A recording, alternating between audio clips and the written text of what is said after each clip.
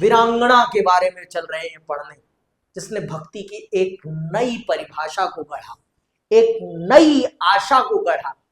उन्होंने भक्ति को एक अलग परिभाषा दी।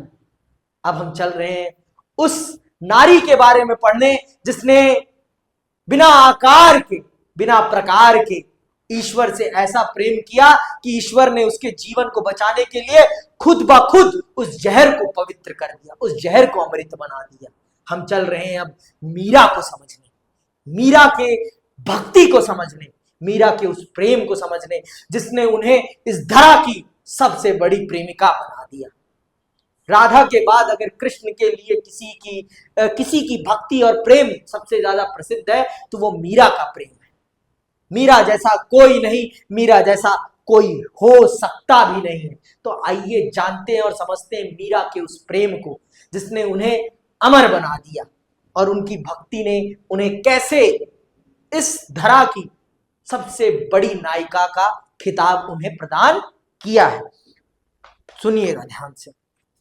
मध्यकालीन भक्ति संतों में मीराबाई का भी एक महत्वपूर्ण स्थान है। उनका विवाह, अंडरलाइन करना ये बातें, उनका विवाह राणा सांगा के ज्येष्ठ पुत्र भोजराज के साथ हुआ था, परंतु भोजराज की मृत्यु हो गई।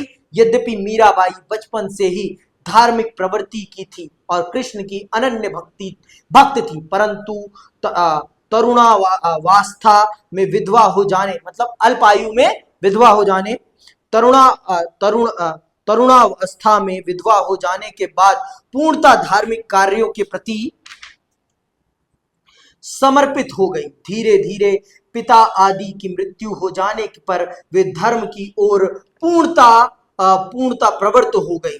परिवारजनों को मीराबाई की कृष्ण के प्रति इतनी अधिक भक्ति रुचिकर नहीं हुई और उन्हें विष देकर मरवाने का भी प्रयास किया गया, परंतु इन पर कोई असर ना पड़ा।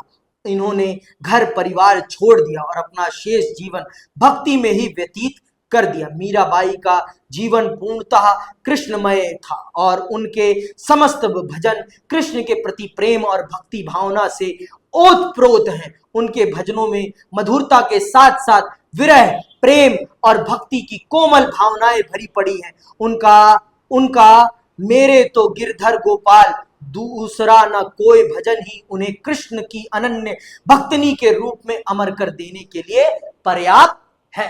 मतलब उन्होंने जो लिखा फिर कृष्ण के प्रेम में, कृष्ण की भक्ति में, वो आज तक अमर है, वो आज तक अमर है और उनके जैसी कृष्ण भक्त आज तक कोई नहीं हुई है, आज तक कोई नहीं हुई।